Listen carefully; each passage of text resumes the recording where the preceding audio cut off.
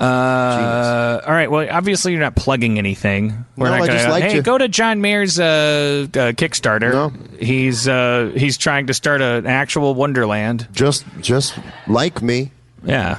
You know what? I would enjoy a couple comments. I'll probably go creeping around for him. Where like, and this is the best I can do at this point in my life. And someone's like, "Don't love his music." But I funnier than I thought. Which is still an insult to my music. Would you really like that? I'm really curious about that. Would you like that? That I don't care. Fucking drive me crazy. Yeah, I don't care if someone likes the music. I just like when people have to put up a lot of disclaimers. Like, actually, gotta say, like for someone to like me, they have to put up like 6 or 7 disclaimers. I gotta say, not a fan of his music, and his past is shady, and I wasn't into this and that. Your Body is Wonderland is dumb, but I have to tell you in confidence that I do believe now, after watching this podcast, that I now know nothing about John Mayer, and I'm waiting for something positive to come along. I've settled all debts with the man. We'll see what he comes out with next. I always see the opposite when I see somebody go like, I love Community and I love Rick and Morty, and I've been trained now when I see those two statements. Those sound like great things, but I know no one would say that online if they weren't about to fucking tear me apart. That's why I like the as opposite, a human which being. is don't love his music. He's a giant piece of shit. I'm like, come, what? But I gotta say, funnier than I thought. I go, yes. I am super grateful for you coming by, not just because you're super famous and it was like an interesting starfucker win, but like honestly, I really wanted you to come on the show because we had a moment of eating pepperoni pizza, and like I just you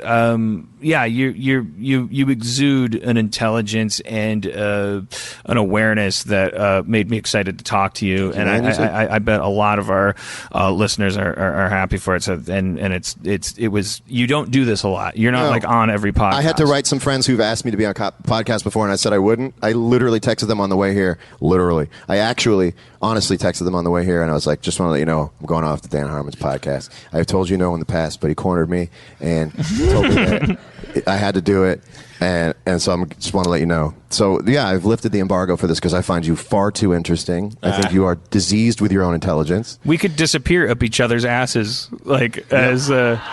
The show title. We have finally found the show title.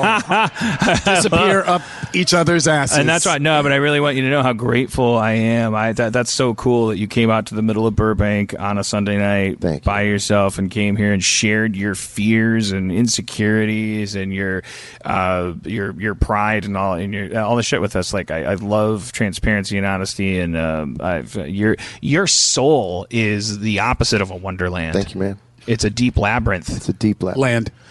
Thank you. Also, there's other songs that he wrote. Yep. Oh, seven Grammys. Spencer, is there anything? I thought there was a reason he kept hitting it. Is there anything you ever wanted to ask or say to John Mayer? No, I identify with a lot of the stuff you were saying on stage. I don't know. I have the tiniest slice of tiny internet fame, but a lot of what you're saying is stuff that I've wrestled with and dealt with in the past. Is very illuminating and helpful. Oh, good. Yeah. Yeah. No, I mean, we could talk. I mean, we could open that module up for an hour and go into the mechanics of like how to process what people say about you. But you know, most people give themselves up in the way they write the first sentence. You know, you start seeing vocabulary. They don't realize that they follow a pattern. We do. We know they follow a pattern. So most of the time, people just out themselves as being lame in the first sentence. You know what I mean? Yeah. Occasionally, someone will get a good hit in, and then I'll be like, "That's a good hit." Have you ever gone as far as like finding out like the Twitter account of the person who wrote the article, and you just think about reaching out? Well, I always look. I look at all of their accounts because when somebody like takes a shot at me, I block all of them, and usually before I block them, I'll like send them a snapshot of their profile with their follower numbers and then the fact that they were following me circled in red, and then I'll block them because I'm just Trumpy. like, why are you following somebody and talking shit? You're dumb. Your existence is dumb. I'll tell you why. The whole thing comes down to an Acura Integra.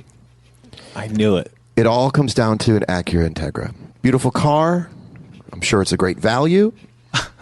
People want you to have one so that Acura keeps giving money to the people who want you to have one.